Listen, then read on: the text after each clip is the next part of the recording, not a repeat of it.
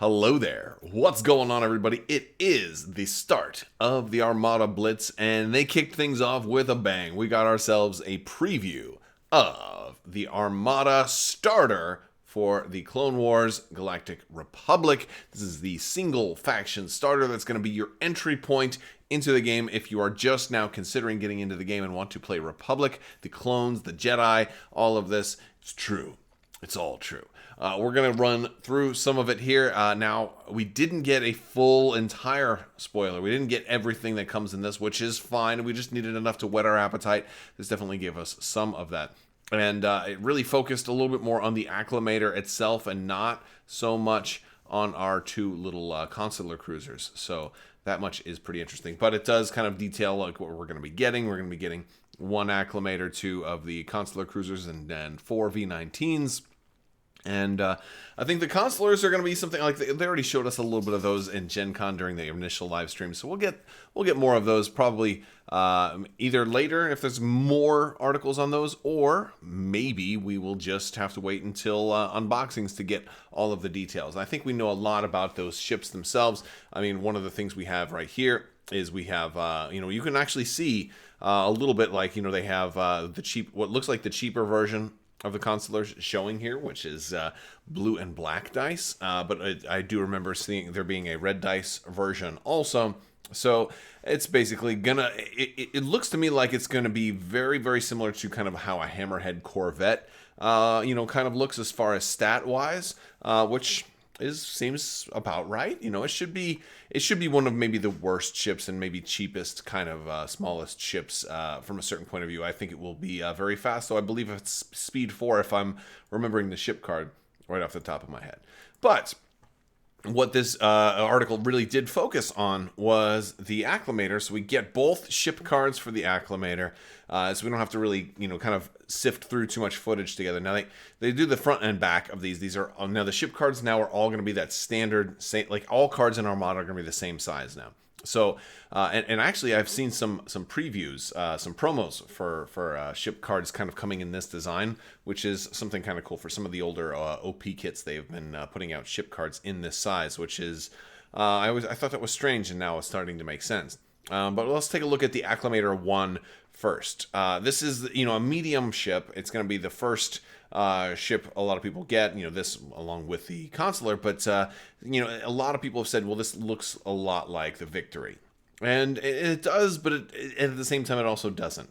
It doesn't have some of the shortfalls that the Victory had, as well as it doesn't have 2 redirects, right? So it's and it has maybe a little bit less dice.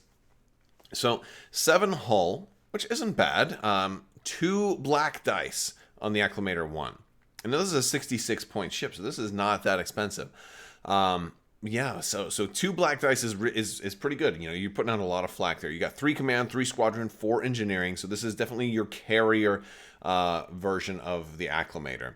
And not just because of this 3 squadron, but also because of the upgrades that are going to come with it. And we'll talk more about those in a second. But we've got brace, redirect, and salvo. Michael Gurnis did say that salvo was going to be a big part of some of the the Clone Wars factions to kind of make them a little bit more competitive with the other factions that exist. Now, granted, a lot of ships can get access to salvo, but having it built in is certainly a nice thing. It means you can actually salvo more often also when you have a built-in salvo plus the ability to manufacture salvos through other upgrades that happen to exist. As far as speed, we can get speed 1, 2, or 3. Now, if we are going at speed 3, we get very little maneuverability. So while this ship can go very fast, it loses. It's not very turnable at all. This is not a maneuverable ship. This is a ship that probably is going to want to be doing nav a lot or have some help with nav, or you just know where it's going and you kind of point it in that direction and hope it doesn't have to overcorrect very much. So turning will be difficult with a ship like this, and I think that's going to be like it's good on so many other fronts too. Like the cost is good, the hull is pretty good, the defense tokens are pretty good, the flak is good, the engineering value is good, the shields aren't too bad, and the upgrades are actually pretty good. So like its turning, I think is maybe its worst. Like its Achilles heel, and that's kind of cool. I kind of like that. It makes it a little bit predictable on how it's going to fly, and so all of those benefits you get certainly come with a cost. As far as upgrades, we can take an officer, which is pretty standard. We can take a weapons team, which is good. We get 2 offensive retrofits, which again, offensive retrofit is usually the one upgrade that is most oftenly, associated with being a carrier. There's a lot of upgrades in that slot that help your squadrons. And there's also upgrades in the weapons team slot to help your squadron. So this is just looks like a really good carrier. And if it does happen to get in close range, it does have the ordnance upgrades and it has turbo lasers. So for a black and red dice ship, it's got both of the upgrade slots it really needs to make that happen. It's got a better front arc, so maybe you consider something like gunnery teams on this one. But maybe not. Maybe for some of your first games when you're kind of running out of ideas, you toy around with it a little bit, but I think more often than not, this is a ship that's going to be serving as a carrier with maybe the option of having a little bit of, ship attack support if you wanted to. I could definitely see running this without the ordnance and turbo laser upgrades possibly, but then again, it'd be fun to try it with some of those as well. But for 66 points, it's really, really cheap, and I probably don't want to fill up every single upgrade slot on this ship. Now, when we move to the Acclamator 2, we get a little bit more of a beefier ship, maybe a little bit less of a carrier. Still can be a carrier. Still got squadron of 3, but a little bit more well-rounded. Maybe a little bit more of a flagship candidate, right? Like this is your flagship. And also, by the way, a big difference between the two here is that if you'll notice the clone and transport, and then of course, with the Acclamator 2, we also gain the Bombard keyword, which we have not, I don't think we have seen any upgrades that require the hook Bombard. So that's only going to be used for list building. But this is, a really good art on this particular piece as well. It's going to bring the cost up to 71 points. We're still at 7 hull. We still have the same defense. We still have the same movement. We do upgrade our squadron attack to a black and a blue. Well, that's a marginal upgrade because sometimes I prefer 2 black because you're a little bit more likely to get hits that way, but you can't get accuracy that way. So it's really kind of depends on the situation, but a lot of times I do prefer black. But you get a little more range out of this one as well. So generally, blue is preferable. But there are times when I would rather have 2 black. We also gain a whole extra die in the front. We add a blue die, so now we have a 6 dice in the front, and we change a black die to a blue, coming from the back. So really kind of doing the back and forth. Gaining dice is always something that is worthy of a points increase for sure. So I definitely get why it's more expensive. That front arc is really good, and once we point it at the enemy. We still have officer, we still have weapons team. This one's a more likely candidate for gunnery team because now you've got 3 red and a blue, so you're going to be able to have a wider arc and you'll be able to throw more dice at more potential front arc ships, but still doesn't have to be. Right? We do get a defensive retrofit here. So we do lose both offensive retrofits, but we gain 1 defensive retrofit, which is going to be really, really good to help keep this ship alive again, which is what makes it such an ideal flagship or even just a good, potentially good gunnery type of ship that you just don't want to die. And it'll be interesting to see what all new defensive retrofits we get as well, because, for a ship with 1 brace, ECM is certainly going to be good, assuming that ECM, stays the same. That's, again, more stuff we have to wait and see. And, of course, we still get the ordnance and turbo laser upgrades. Now, this is a ship that does have blue dice. Not many, but it does have some blue dice. We don't get the ion cannon upgrade on this one, though. So that's going to be something that this ship is just not going to be able to take, at least by any current means. We do get a look at some titles. So we've got the Implacable here. Now the Implacable says, before a friendly ship or squadron at distance 1 to 2 suffers damage from an attack, you may exhaust this card, and also that's that new symbol up there, exhaust. That's the exhaustible symbol. You may exhaust this card and spend up to 2 shields from your front hull zone to reduce the total damage by that amount. So it can help keep an ace alive. It can help another ship. It can help one of your little, one of your consulars or something like that. So this is a good, good buddy ship, kind of helping protect, the littler fellers that are near it. Also makes it good if you're running maybe 2 acclamators. If you pick up 2 core sets like I plan to do, and you want one to protect the flagship, this is good on a protector. Titles, again, can go on any ship that matches the ship type, and of course that's the little silhouette over there. So this can go on any version of the Acclamator. It doesn't have a restriction. And it's going to be a 4-point title. Again, also restricted to And this is kind of cool, right? Restricted to Republic only, because if we do get acclimators in the other factions, they may not want those titles becoming cross-faction, and I like that they're doing that. So that's pretty cool. This is, and we had already seen that one, but I still wanted to talk about it. We also get the Novuta B. I hope I'm saying that right. It looks like it's pretty straightforward, but then again, you know, sometimes Star Wars names are really weird. Like, it could be like Nevo-Ata Bia or whatever. But the Novuta B, when you do a squadron, it's a 5-point title, still fairly cheap. Squadron, this is a great title. When you do a squadron command, each non-unique squadron, so each generic squadron that you activate gains Swarm until the end of its activation. So Swarm gives you a reroll if the attacker is already engaged. Each squadron with Swarm that you activate may reroll 1 die while attacking a ship. So also you're gaining, and that, of course, that 1 die will stack with Swarm's built-in reroll. So nice particular ability here. I definitely dig it.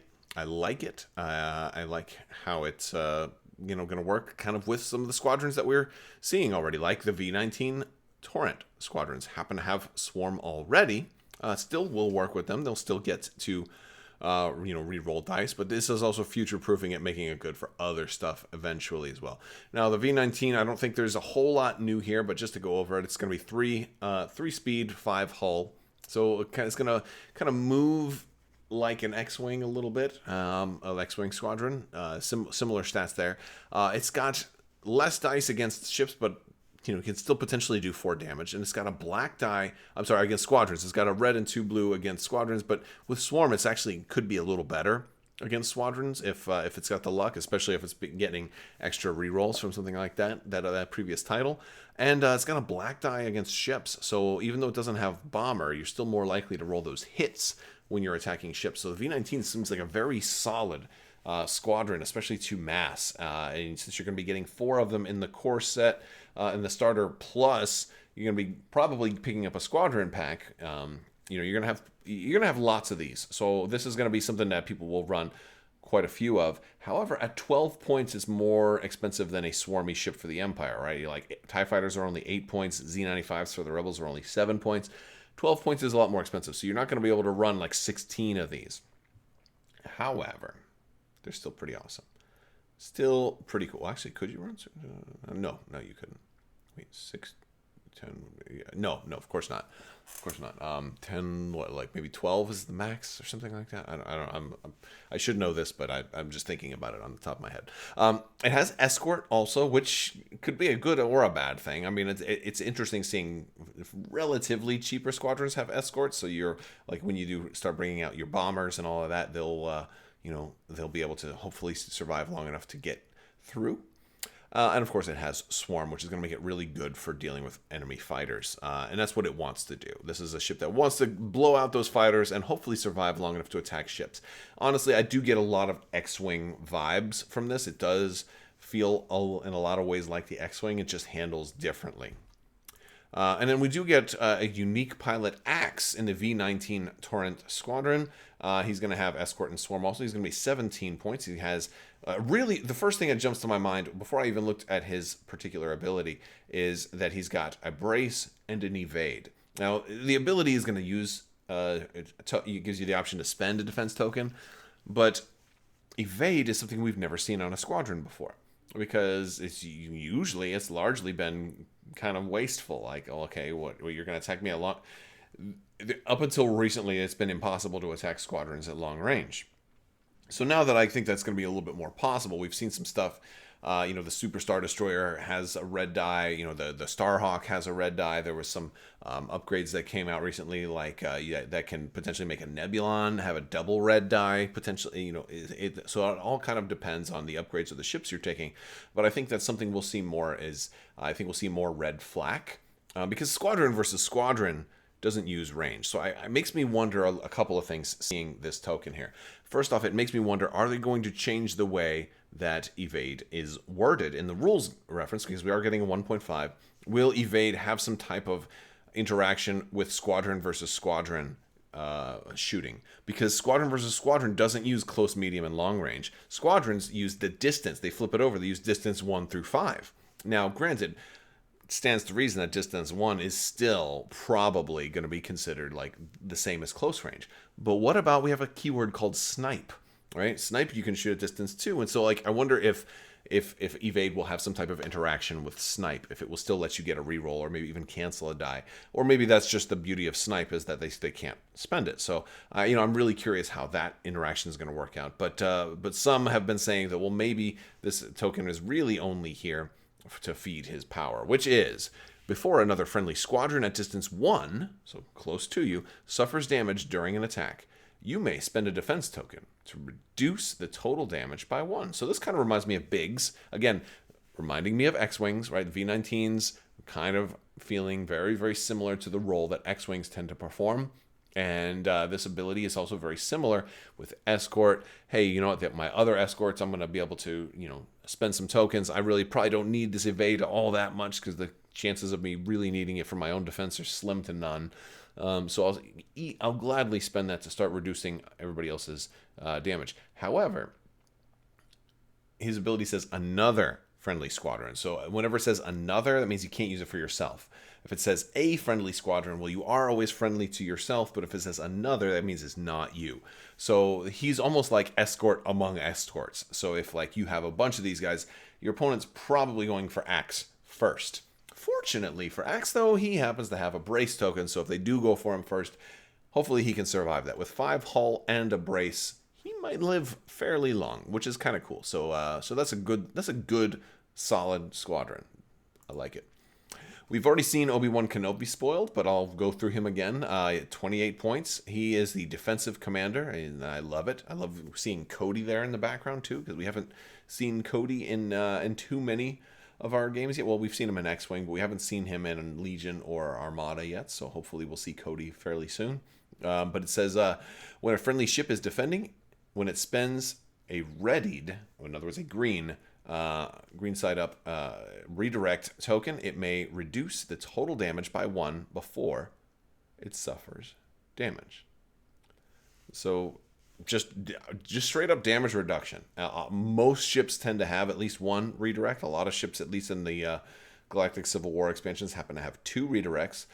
So this is just a good overall good ability that's probably going to benefit a large majority of Galactic Republic fleets. And then we also at Gen Con we got Bail Organa, who will. It looks like each of these squadron pack or each of these starters is going to have 2 commanders. So we got Bail Organa spoiled.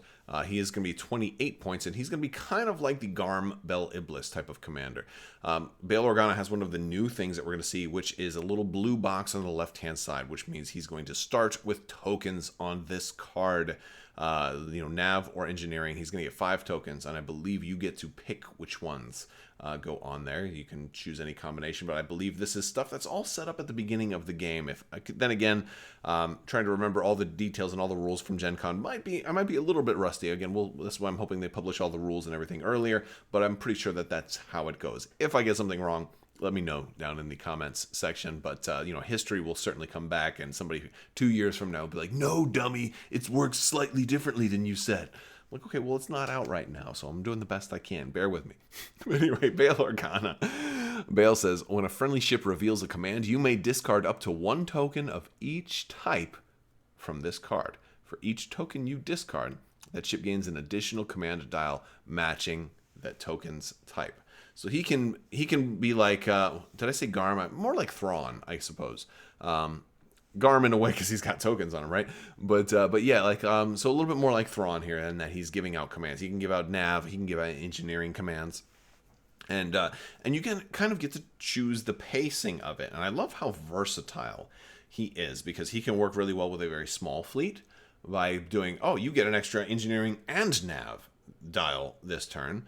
And you also get an extra engineering and nav. Like, so you can have like 1 power turn where like 2 ships each get 2 extra dials. And presumably you've planned that so that they reveal like a squadron or concentrate fire, such that you don't get 2. You don't want 2 dials being revealed, because that would be kind of wasteful.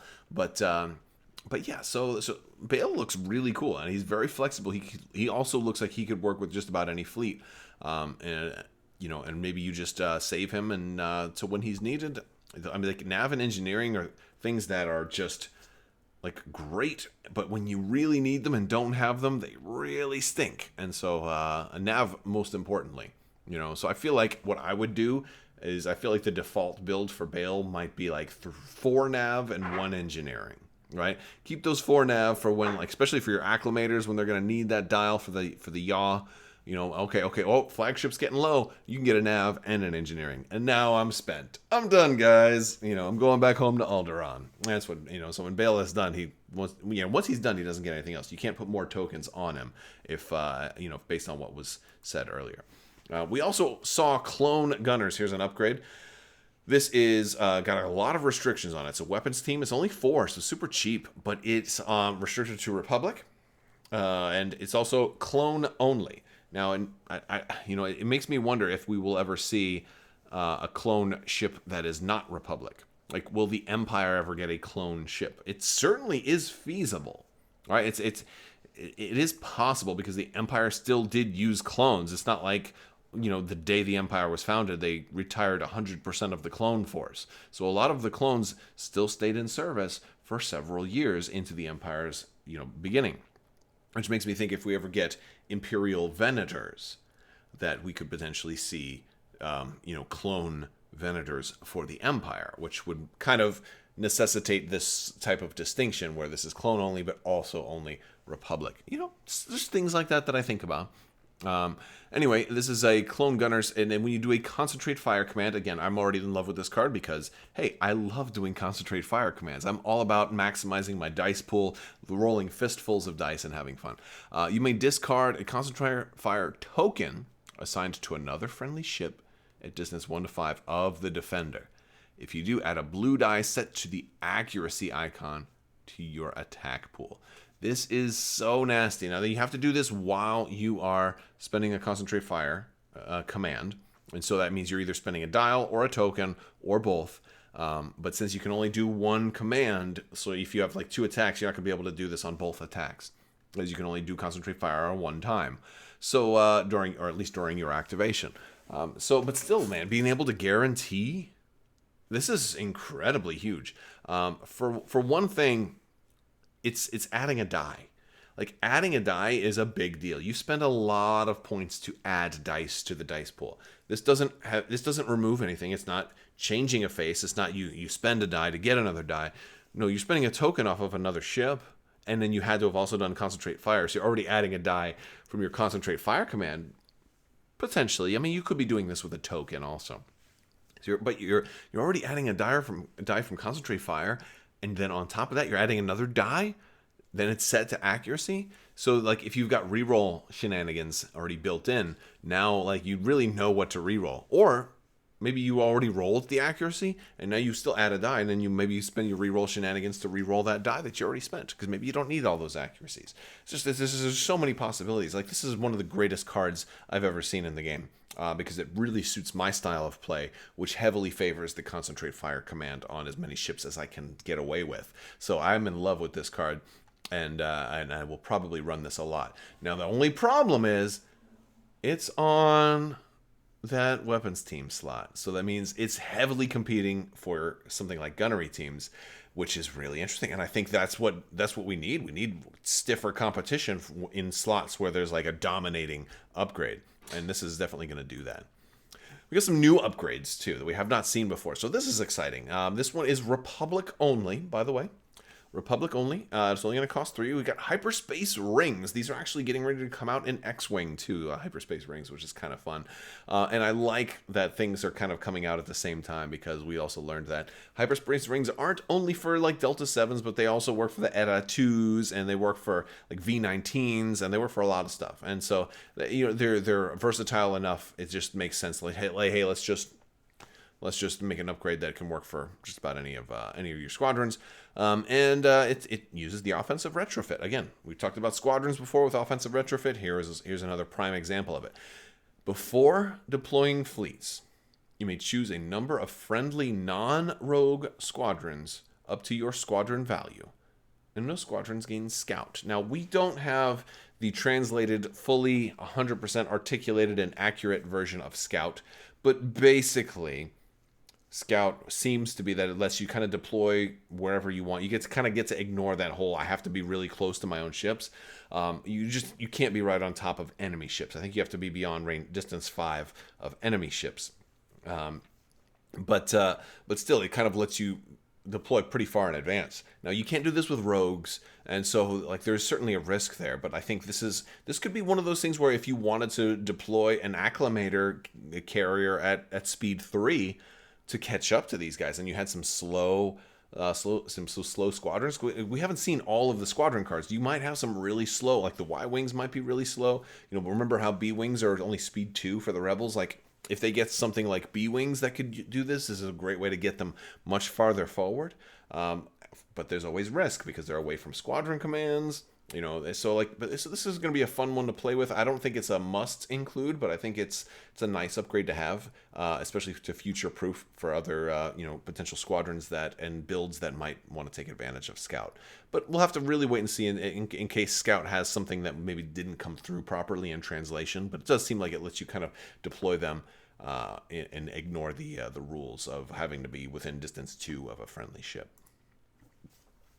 Reactive Gunnery. We also did see this one already. It does have one of the new symbols up here, which is the exhaustible. So you're going to be able to only use this once per turn, unless, of course, something else allows you to ready a card. But it will self-ready at the end. So you're going to be able to, it'll self-ready. We are going to see some cards that have a red box over here, which is the cost to ready a card. But this is a defensive retrofit, and I love it because it's actually a little bit more offensive minded. It's like kind of like the best defense is good offense. Hooga. Hooga? I don't even know what Hooga is. I just made that word up. Anyway, it's only 4 points, so it's not bad. It says, while defending, you may exhaust this card and spend a readied defense token. So a little bit of situational cost there. Spend a readied defense token to resolve the salvo defense effect instead of a token's effect. Now, of course, I believe if that token was accuracy, you would not be able to also then use it for this one. So I think this one may have some FAQ stuff in there just to clarify exactly how it's going to work in different circumstances. Because you're still spending a defense token, you're just spending it for an alternate means, but it is while defending. So I'll be curious if you could do this for something that ends up being accuracied. You cannot resolve the salvo defense effect more than once per attack. Well, and I think that's just a regular rule. I think you can only ever salvo once per attack. But maybe there's a title or something that lets you salvo multiple times. Maybe that will eventually show up. That would be a kind of a cool gimmick for certain really powerful ships that have multiple salvos. Hey, you can salvo twice in an attack or something like that. But this is saying, hey, just in case you put this on a future ship that somehow can salvo an additional time, no, you can't salvo with this more than once per attack. So yeah, this does kind of make me think we're going to eventually see a ship that can salvo like 2 or more times against a single attack. That would be a cool thing. I would like that. I would like that. That would be fun. Anyway. But yeah, so it basically lets you salvo, and I like that. It has to be a green token, though, And this is, by the way, one of the few upgrades that actually looks like it will transcend over to the Empire and the Rebels as well, which I think is a cool thing because it's it has no restrictions. It just has to have a defensive retrofit. So that's pretty cool because there's a lot of the only way we could get salvo onto new ships was either putting like a gate on there if they're a rebel, or if we had a weapons team and then we could swap something. But this, we don't even have to make the decision. We can just spend it to resolve one. We can then still keep it for another time. We get a really cool turbo laser upgrade. Now this is a modification. So again, you can only have one modification on a ship. And it's a turbo laser upgrade. Turbo lasers tend to be a little more expensive. This is an 8-point upgrade, and it's only going to be the Clone Wars factions. It looks like the Separatists and the Republic are both going to have this available to them, but the Empire and the Rebels will not. And I love this because it's allowing them to compete, but letting them kind of concentrate their firepower.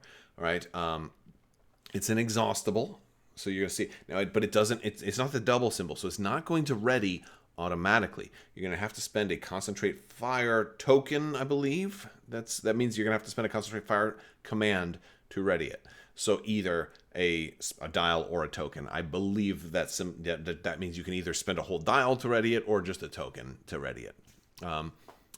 Now it says when you reveal a command, you may exhaust this card.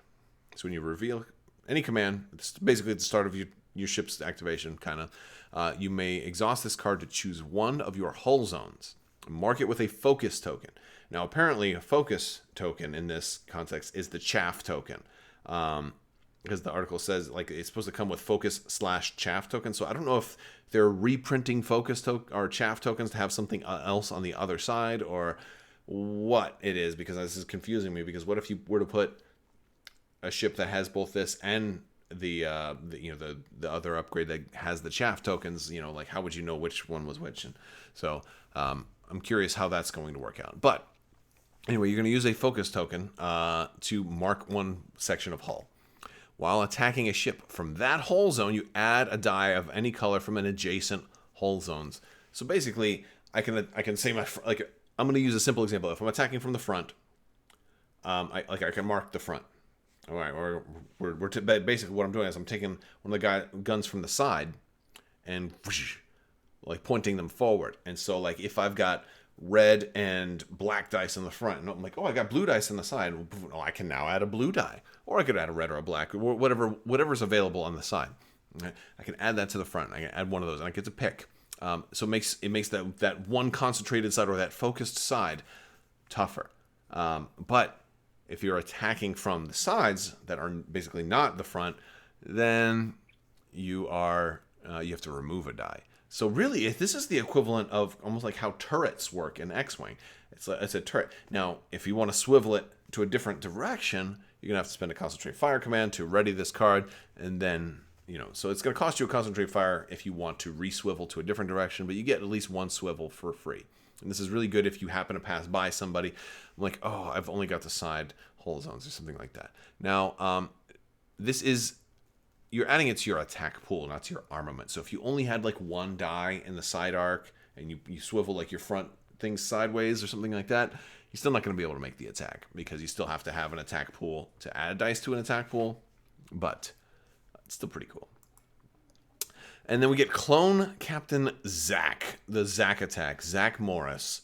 And this one is actually got a little bit of everything that we've seen from the new cards and the new layout of the new cards. We've got it starts with one blue concentrate fire token. He is exhaustible, but not automatically readied. You have to spend a concentrate fire token to ready him. So he's got a lot of stuff going on. But he's an officer, but he's also super, super cool. He costs 5 for an officer, so it's medium cost, while attacking from your side or rear hull zones. It's so cool. I love, that's just interesting. You may exhaust this card to add a die to your attack pool of a color already in your attack pool. You can't add dice to a salvo attack. That's already a rule. If this is good, I'm glad that they put reminder text on here. They didn't have to put that, but there's probably going to be a lot of new players coming in, so it's a good idea to have some certain reminders on there. You can spend tokens from this card to ready it. So, the way this guy, he's kind of complicated. He seems like he may be the most complicated card that we've seen. I'm glad that they showed him because he's going to show you a lot of different ways you can do this. You don't necessarily have to spend the token for this card. He basically comes into the game with 2 uses, but he's also potentially rechargeable. Right, like if you happen to, token generation is going to be more important than ever now. And I love what they've done with token generation. I think this is a great card that illustrates the power of tokens in the new Armada 1.5 that we didn't see in the original Armada. Certain commanders that did things with tokens like Governor Tarkin or Grand Moff Tarkin rather, or Garmbel Iblis were largely overlooked by a majority, not all, but a majority of the population because tokens just seemed like they costed too much to get a token effect for what they did. And what they're doing here is they're giving you, in addition to what tokens do is like a portion of the command, they're also allowing tokens to be spent as a wide variety of currency to ready cards and let you use them again. This would be a twice per game effect if it didn't have this token recharge ability. But since it has a token recharge ability, after you spend the one that he comes with to recharge him, you can then, on subsequent turns, spend a concentrate fire token again later on to be able to ready it again. And so I like that. I like that quite a bit. That's the very, very cool design space. I think it will take some people a little while to get used to it. I think this is one of those type of cards we're going to see a lot of new players ask questions about. And so I hope that I've got this interaction right so far. Like my interpretation of basically he comes in, you get to exhaust him for one time and use his ability, and then you get to spend that token to ready him, and then you can exhaust him a second time to use that ability. Now he doesn't have a token on him anymore, but if you want to use him a third time, you can now feed him a token to ready him again in the future. Now, I don't think you'll really have to do that in practicality. If you have him on, let's say, an Acclamator, for example, you're probably going to be pointing your front arc at your opponent. So by the time they're in your side or rear arc, you're probably making up new words again, you're probably already halfway through the game. And so for at least for starter games, you may not really need to do that. 2 charges from this guy may well be enough. But as we get more and more ships and we get side arc heavy ships, once the Architans, for example, finally shows up, this is going to be a great officer to have with the Architans, especially if by that time we get more token generating tech into the Republic, or maybe a type of Grand Moff Tarkin, maybe Captain Tarkin will make an appearance in the game and will have a similar effect on throwing out tokens to people, because I think there's great synergy between somebody like this and the way Architans currently fly for the Empire. I would love to see something like this. Officers that just add dice, I love it. I absolutely love that, and that's also a really cool way to make the Republic, which should be older ships canonically, a way of making them competitive against the Rebels and the Empire. Because, hey, the Empire stuff is way newer, yeah, but these clones were awesome. Their officers could add dice. The Jedi could do things that the Empire can never do, right? Like, and so that whole aspect of the clones being very, very proficient is a really fun thing, and we're starting to see that, and it's really exciting to me.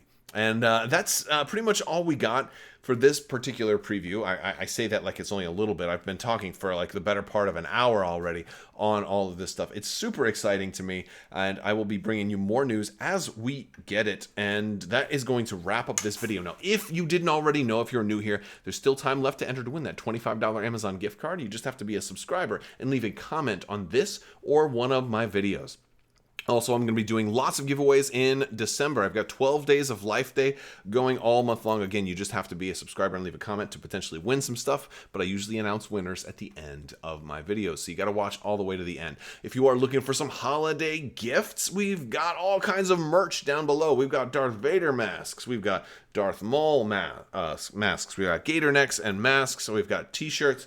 We've got the Bad Dice Prison Bag. It's a zipper bag that you can throw your dice in when they roll blanks on you, and you can punish them. It's dice on carbonite, man. It's the coolest thing ever, and it works. I've used this 3 times so far, and every time I've used it, I put my dice in there for at least 5 minutes, they come out, they're rolling better. They're doing a fantastic job of rehabilitating your dice, because your dice will betray you, and you need a way to kind of warn them, like, I'll bring you in warm, or I'll bring you in cold. Plus, if you buy stuff from the shop, it helps support the channel. Hey, maybe you're watching The Mandalorian. We got all kinds of gator necks. We got some Ahsoka Tano stuff. Very cool stuff. We got just generic faction stuff. We've got the Empire and the Rebels. Maybe we'll get some Galactic Republic and Separatist masks on there too. Who knows? You know, we're just gonna let Star Wars and let our gaming inspire us. There's also a lot of Armada, Legion, and X-Wing inspired shirts and designs down there. Let me know what you guys think. What do you want to see next? And check out my website. Check out my Discord. And big thanks to my patrons. If you're interested in becoming a patron, there's links down in the description below. Big thanks to all of my patrons. You guys are absolutely amazing. And I could not do this without you. So thank you for your continued support. And everybody watching, thank you so much. And daylight savings time is terrible. It needs to go. It's worse than a bag of farts. But for everybody, have a great day.